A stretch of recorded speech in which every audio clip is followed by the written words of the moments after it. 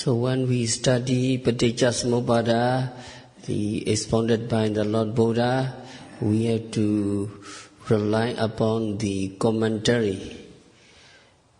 The commentator mentioned that there are four things difficult to understand. The first one is Sitchan, Four Noble Truths. Second, Sayādaw,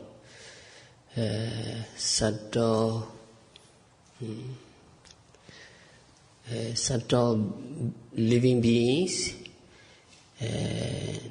Paticcasamuppāda, rebirth,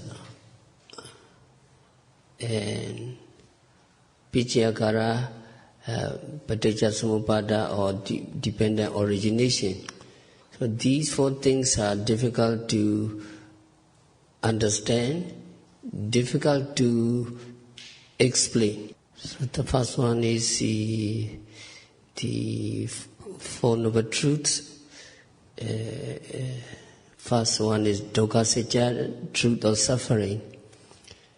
Seeing, hearing, smelling, tasting, touching, everything's suffering. But people don't see the kinds of suffering.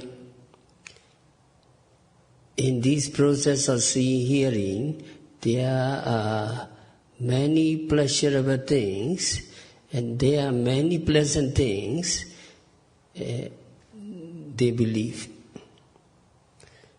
Everything is suffering, very difficult to understand. And the second one is Sayādaw. There's no living beings, there's no living entity, just the constant flux of mind and body. So presently arising object are five things. Presently arising object are Vijnana, Namarupa, Salayana, Phassa, Vedana. Only these five things are arising continuously. These are constant flux of mind and body. There is no living entity. There is no living entity. And that mind-body complex is subject to the law of karma that determines our future life according to our good or bad deeds. Only just cause and effect. There is no living entity. The streams of mind and body, at the streams of cause and effect. Only this process, Namarupa process, continually occurring. So the meanings of Sayādaw, living entity, is difficult to understand. So another one is Paticcasamuppāda, rebirth or jati. It is difficult to understand. It is difficult to see how relinquishing consciousness, rebirth take place as a result of defilements and karma of our previous life, without the transfer of mind and body from a previous life. It is difficult to understand. If you have a supernormal power, you can see, but we have not that knowledge, so it is difficult to see that rebirth process. And Number 4 is Paticcasamuppāda, Paticcasamuppāda. It is difficult to understand. There are 2 loma, order are 2, Anuloma and Pratiloma, due order and reverse order. So in the due order, in the due order,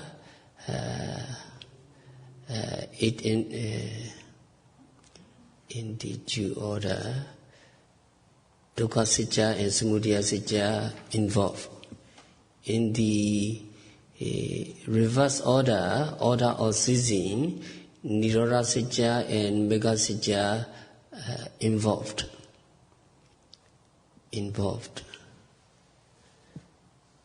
So Dukkha Sitya and Samudaya Sitya, Dukkha Sitya is mind-body process, and Samudaya Sitya is the origins of suffering, that is craving, difficult to know. And Nirodha Sitya and Mega Sitya,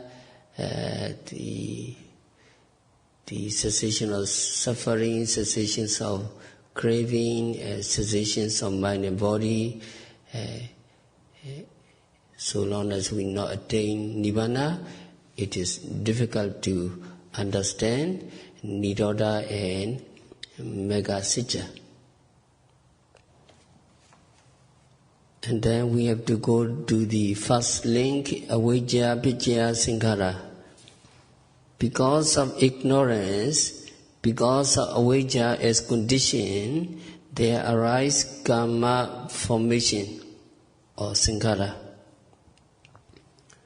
First, we must understand the word avijja, that is composed of 2 words, a and vijja.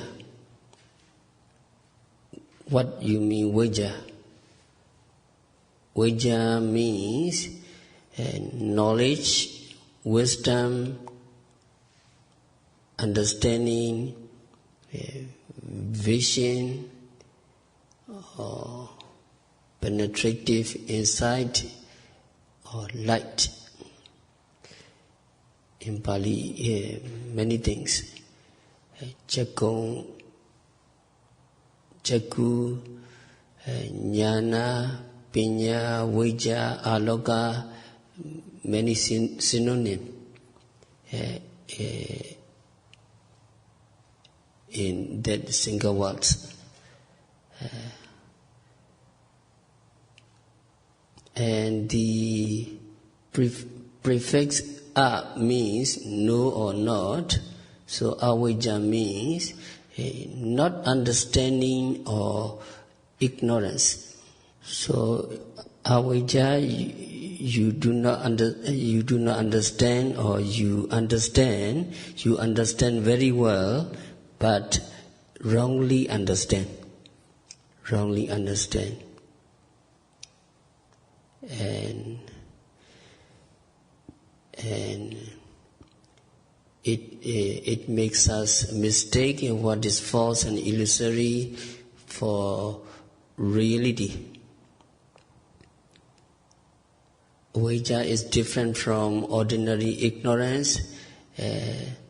Sometimes we don't know the name of a man or village. It does not necessarily mean avijja, whereas the avijja of Paticcasamuppāda means something more than ignorance. It is misleading, like the ignorance of a man who has lost all sense of direction, and he think that the east is west, and he think the north is south, etc.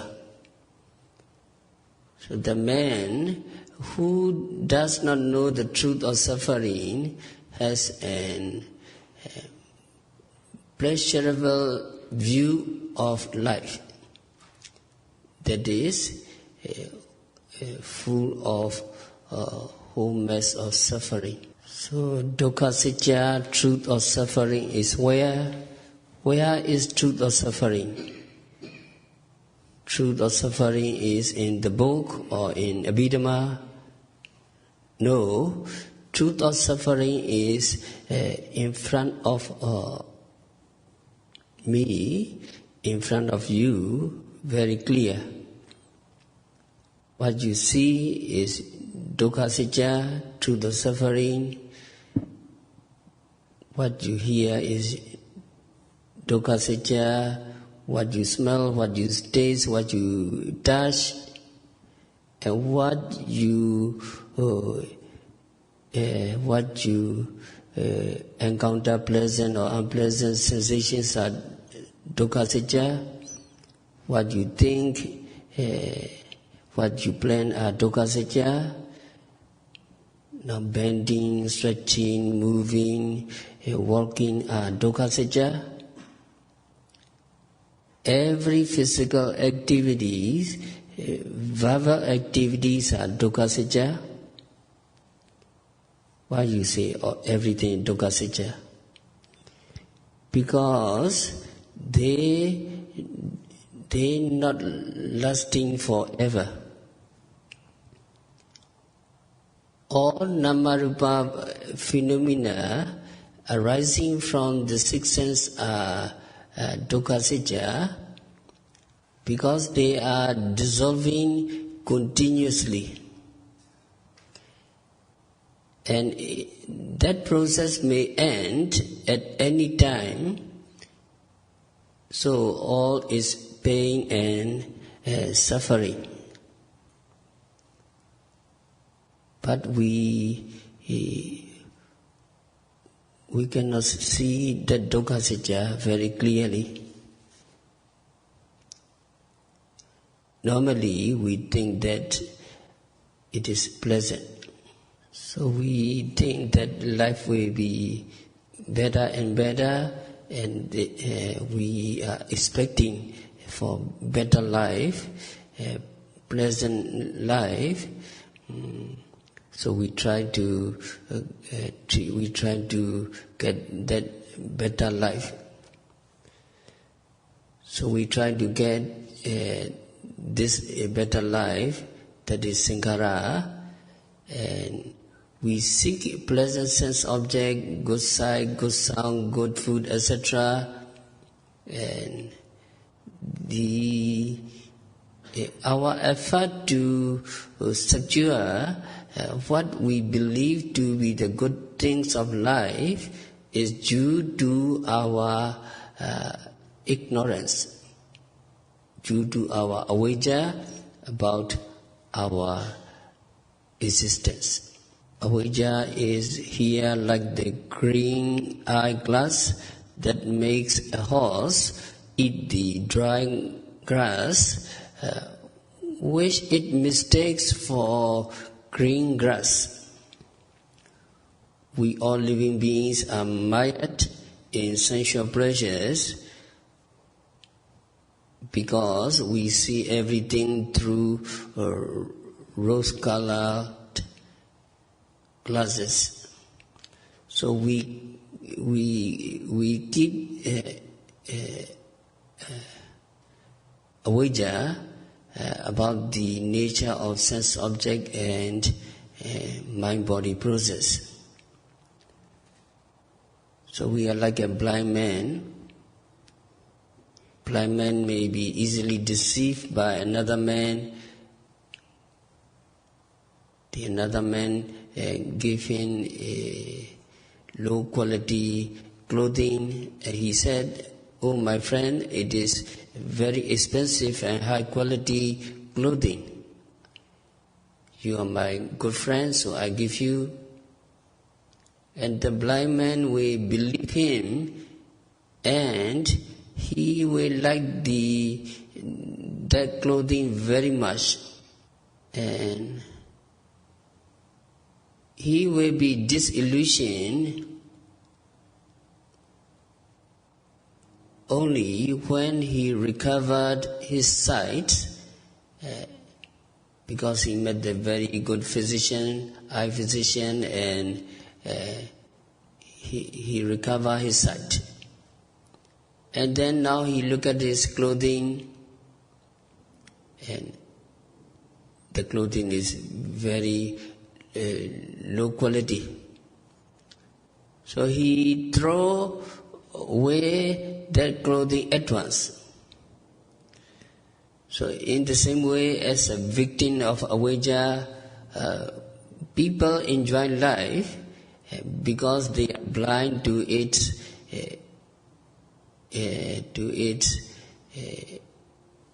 impermanent suffering and non-self. And now yogi becomes disenchanted.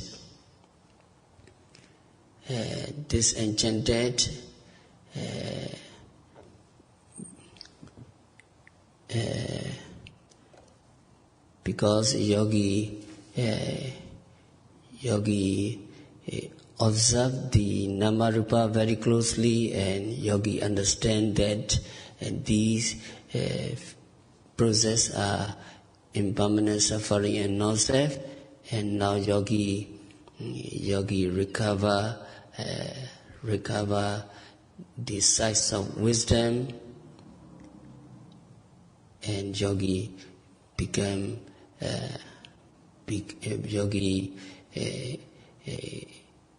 yogi recover his sight and had the sight again, clear sight again. So what are you doing? You all yogis are practicing meditation, and the whole Dhamma hall is very quiet. And what are you doing? So you are observing with your sati and sampajanya, continuously noting with mindfulness and clear comprehension, rising, falling, and then you have concentration, and then you see the object very clearly. Object is one, and noting mind is one. They separate. And as soon as you note, the noting mind disappear and the abdomen disappear. It is very, very clear. What you say nature means not in the book. Whenever you see that nature, impermanent nature is very clear. So that is vipassana. So actually, avijja, we should not blame avijja. Avijja makes us blind to reality because we are unmindful. If we not mindful, avijja will take place. And then unmindfulness gives rise to the illusion of I see a man, I see a woman, this is my hand, this is my leg, this is my abdomen, this is my walking, this is my sitting. So we see in the conventional sense of these terms. And we do not know that seeing, for instance, is merely the nama-rupa process. When your concentration getting better, you know seeing. So the images coming into the avenue of the eye sensitivity layer by layer. And retina is one part, and the images is one part, and seeing consciousness is another one, or some sensation you can capture, only just that layer of seeing process you capture, the phenomena arise and vanish very clearly. And you see that seeing process is impermanent. So when you note very mindfully, avijja cannot come to you, you are not blind. In every process, if we're not mindful, avijja we follow. We think that the permanent person, individual,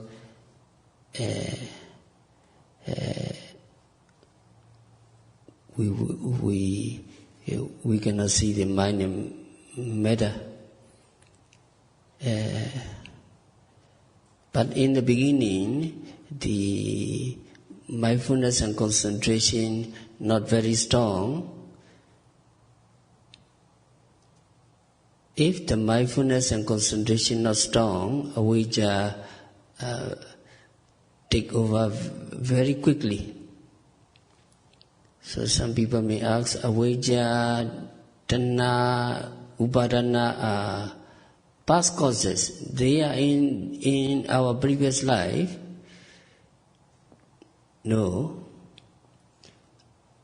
Past causes means in this life, in this moment, avijja tanha can take over very fast. If there is no mindfulness, avijja take over. And if there is no mindfulness, tanha will take over. Avijja, tanha, upadana are very quickly enter to this process. So because of this, even though yogi does very slowly, their mind is very fast. As soon as they encounter the object, they note very quickly, rising, falling, continuously they note. If they don't note, they think that this is my abdomen, this is my rising, falling, this is my body, I'm in pain, I see, I hear, and avijja and dominanza will occur for that unmindful person. And then smudaya sajja, the origin of suffering is the craving or tanha. And people do not know that tanha, craving, is the origin of suffering. On the contrary, people believe that attachment that makes them happy. They believe that without attachment, life would be dull. So people continuously seek pleasant sense objects, food, clothing, companion, etc. In the absence of these objects of attachment, they usually feel ill at ease and find life monotonous. Yes, true, from the worldly points of view, if there is no attachment, life is not meaningful. So for common people, life without attachment would be indeed wholly devoid of pleasure. So it is tanha that hides the unpleasantness of life and make it pleasant. But for the arahant who has done away with tanha, because he is practiced very continuously and completely, and he sees that everything is unsatisfactory, everything is dissolving, so he has no attachment to these objects. So it is impossible to enjoy life for Arahant. So Arahant is always bent on Nibbana, cessation of conditioned suffering. Here also yogis, tanha getting less and less and less. Here in the practice of meditation, intensive retreat, no enjoyment, no entertainment. All the tanha have to be rejected by noting. So yogi just understand the meditation practice is note and reject. So it is very agreeable with the natural phenomena. Because natural phenomena, everything arising and disappear. So we cannot cling to this object because they disappearing very continuously, and yogi try very hard. Yogi try to note everything and reject. So it is very agreeable for the yogi to understand the true Dhamma. So only just we take a breakfast and lunch. Also here very mindful yogi during eating, not too much tanha, because every chewing, tasting, experiencing, everything note. So for what tanha, there is less tanha during the practice of meditation, because they become absorbed in the practice of meditation. So some yogis do not enjoy life as much as they did before. Previous time 2 or 3 vacation, now only just 1 vacation, and all the entertainment and enjoyment mostly cut off, and that they try to come to practice meditation. So this is a sign of less tanha getting less and less. So yogi come to the retreat very frequently. Many times they come and practice. There is the signs of less tanha, and even the home life, they try to practice meditation, they try to stay secluded, and they do not enjoy life as much as they did before.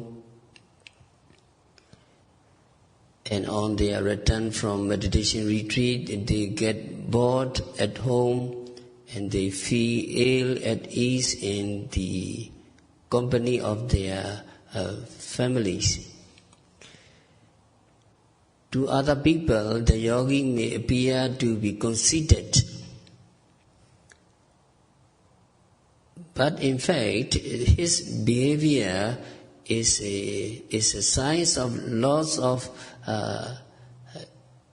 interest in the realms of tanha or worldly life. But yogi cannot as yet overcome the sensual desire. Yogi not become anagami arahant. So the boredom of the yogi is temporary, and he usually gets readjusted to his home life in due course. So family member need not worry over his behavior because it is not easy for the yogi to become thoroughly sick of home life.